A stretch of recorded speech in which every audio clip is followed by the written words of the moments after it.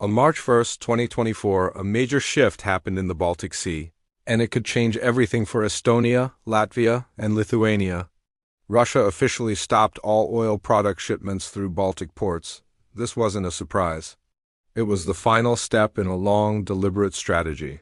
For decades, Russia used its control over oil and gas exports as a powerful tool, keeping the Baltic states dependent even after they regained their independence. But now that era is definitively over. This move marks the end of a 30-year-long economic divorce, a process filled with political pressure, economic maneuvering, and the construction of massive new infrastructure. What does this mean for the Baltic states? Have they been left high and dry, or is this the final push they needed to achieve true economic freedom? And what does it say about Russia's future plans for the region? Today, we re-diving deep into the story of how Russia unplugged its Baltic pipelines and what it means for the new geopolitical map of Europe. To understand the weight of this decision, we have to go back to the early 1990s. When the Soviet Union collapsed, the newly independent Baltic states inherited a complex legacy. They had their freedom, but their economies, especially their energy and transport infrastructure, were completely tied to Russia. Think of it like this. All the roads, railways, and pipelines were designed to flow from east to west, from the heart of Russia out to the Baltic seaports. These ports, like Ventspils in Latvia, Klaipėda in Lithuania, and the port of Tallinn in Estonia, were the Soviet Union's premier gateways to the world for exporting oil and other goods. For the newly independent Baltic nations, this was both a blessing and a curse.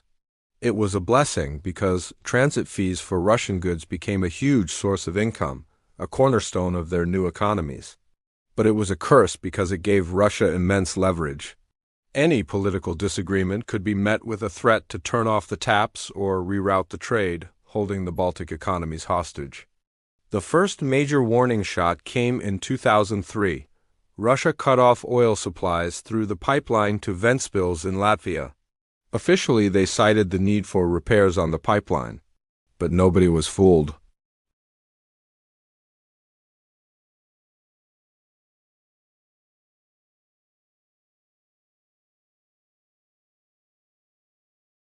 The message was crystal clear. If you don't play by our rules, we will cut you off. Ventspils, once one of the busiest oil ports in the world, saw its traffic plummet. A few years later, in 2006, the same thing happened to Lithuania. After Lithuania sold its Mažeikiai oil refinery to a Polish company instead of a Russian one, the Druzhba pipeline, the main artery supplying the refinery, suddenly experienced a leak on the Russian side. It was shut down for repairs and never reopened. These weren't just economic disputes. They were acts of political punishment designed to show the Baltic states who was really in charge. These incidents were a harsh wake-up call. The Baltic leaders realized that as long as their prosperity depended on Russia's goodwill, their independence would never be fully secure. They understood they needed to break free from this energy dependency. But Russia was already thinking several steps ahead. It wasn't just about punishing disobedient neighbors. It was about building a whole new system that bypassed them entirely. The plan was ambitious: to redirect all of Russia's valuable exports through its own, newly built ports on the Baltic Sea. The goal was to make the ports of Estonia, Latvia, and Lithuania obsolete. This was the beginning of a massive infrastructure project.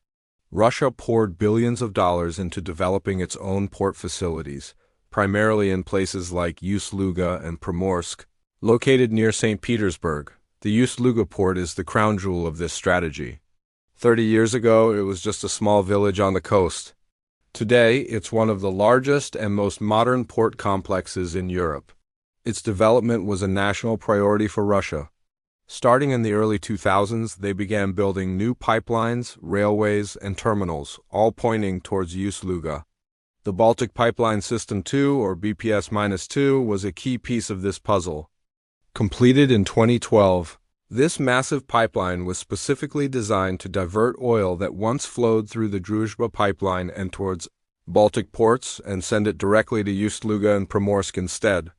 Each new terminal built, each new pipeline connected, was another nail in the coffin for the transit-based economies of Estonia, Latvia, and Lithuania. The flow of Russian cargo through their ports, which was once a mighty river, slowed to a trickle. Year after year, the numbers told the story. In the early 2000s, Baltic ports handled tens of millions of tons of Russian oil and coal. By the late 2010s, that volume had dropped by over 90%. For the Baltic states, this was a painful economic transition. Port cities that had thrived on Russian transit saw their revenues collapse. Thousands of jobs in logistics, rail, and port operations were lost. It forced a fundamental rethinking of their economic models. They could no longer rely on being a bridge between East and West. They had to find new industries, new trading partners, and a new reason for being. It was a difficult and often painful process of reinvention. They focused on developing high-tech industries, green energy, and strengthening trade ties with Scandinavia and Western Europe. They invested heavily in their own infrastructure, but this time it was focused on north-south connections, linking them more closely with Poland and the rest of the EU through projects like the Rail Baltica high-speed train line.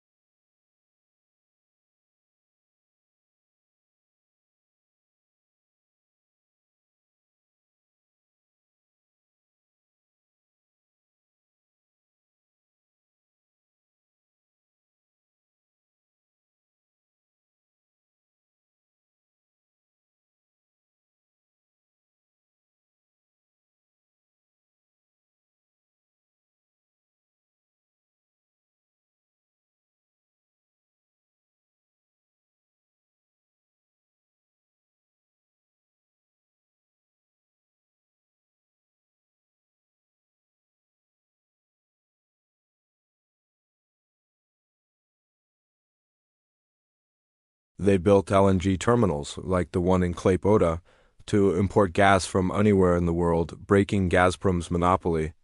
They became leaders in digital services and technology. In a strange twist of fate, Russia's multi-decade strategy to gain leverage may have ultimately resulted in losing its influence forever. The umbilical cord has been cut.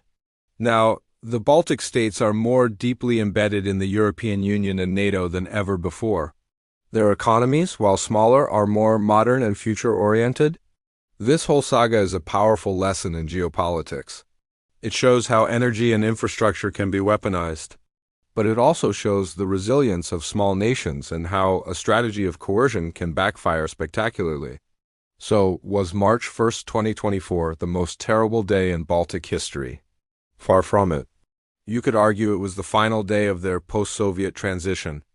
It was the day they were finally, completely, and irrevocably free from the economic legacy of the Soviet Union. The silence in the old oil terminals of Ventspils and Tallinn isn't a sign of defeat. It's the sound of a new beginning. It's the sound of true economic independence. The challenge for them now is to continue building on this new foundation, fully integrated with Europe and looking towards a future that is no longer defined by their eastern neighbor.